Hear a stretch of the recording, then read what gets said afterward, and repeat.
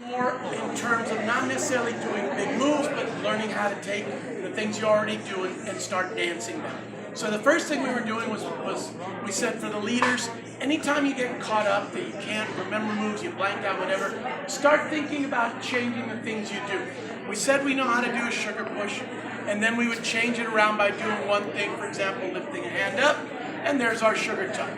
But we said we could play around with maybe rotating her the other direction, where I would go 1, 2, 3, and 4, 5, and 6. Now, if I wanted to, one thing I didn't show you in the class, but it's a little bonus for you guys, I could actually hold on to her 1, 2, 3, and 4, and keep her in a dance position. Now we're in closed position, so I can do all sorts of things from there, okay?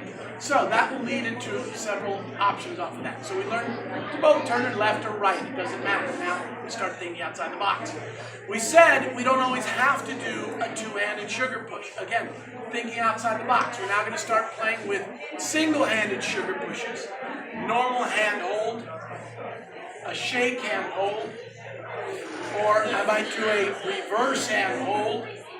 See, in each one of those, a cross hand, reverse hand, each one of those can set us up for different shapes and angles to dance the dance. So, for the leaders, we had you rotate to the open side. That will be the easiest one. Not that you can't go to the closed, it's just easier.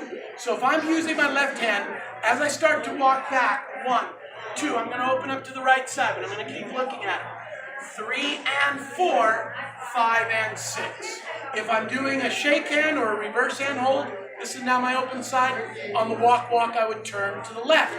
1, 2, 3, and 4, 5, and 6. So it gives me a couple options to play with as far as shaping.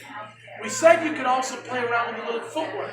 Take your 4 on a diagonal, 1, 2, 3, and 4, and then you can put a flare in for 5, 6.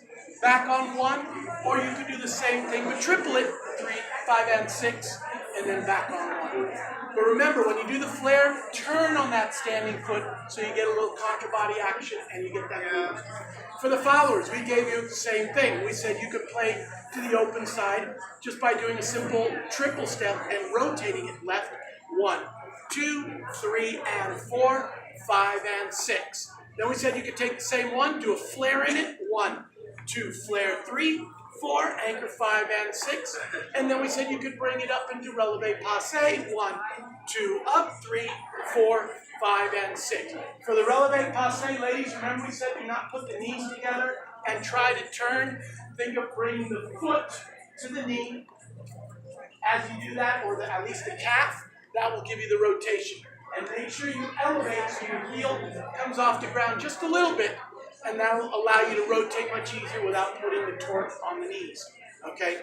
And that'll allow us to be able to now shape it. See, she can maybe do the first one, I'll do the second one, and we now start dancing our steps rather than just going through the motion, okay? Thank you very much. Another big hand for Robert.